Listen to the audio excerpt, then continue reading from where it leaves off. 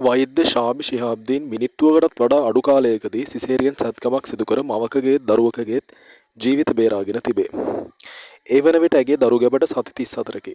දරු ප්‍රසූතියට සූදානම්ව සිටි මෙම මව රුධිර පීඩනය වැඩිවීම හේතුවෙන් මාවතගම රෝහලට ඇතුළත් කර තිබේ. මාවතගම රෝහලේදී රුධිර පීඩනයට අමතරව වලිප්පුවද ඇයට වැළඳී ඇත. ඒ අනුව මෙම කාන්තාව වහා මාවතගම රෝහලෙන් කුරුණෑගල ශික්ෂණ රෝහලට මාරු කර යවා තිබේ.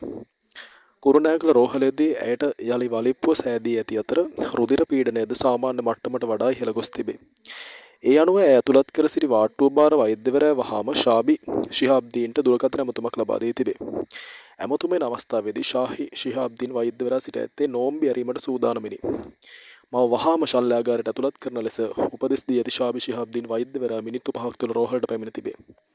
අධිරුධිර පීඩනය සහ වලිප්පු තත්ත්වය මත ඇගේ හෘද ස්පන්දනය නැවතී තිබේ.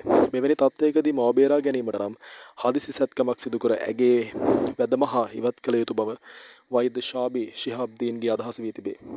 එවිට ඇගේ රුධිර පීඩනය සාමාන්‍ය අතට පත් වී යලි හෘද ස්පන්දනය ආරම්භ වනු ඇති බව දැනුම් දී ඇති වෛද්‍ය ශාහි ශිහාබ්දීන් වහාම ඇය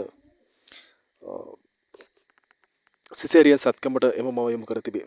ඒ අනුව තත්පර 30ත් මිනිත්තුවත් අතර කාලයේදී අදාළ සිසේරියන් සැත්කම නිමා කිරීමට වෛද්‍ය ශාහි ශිහාබ්දීන් කටයුතු කර ඇත. අවසානයේදී දරුවාගේත් මවගේත් ජීවිත බේරා ගැනීමට වෛද්‍ය ශාහි ශිහාබ්දීන්ට හැකිව තිබේ.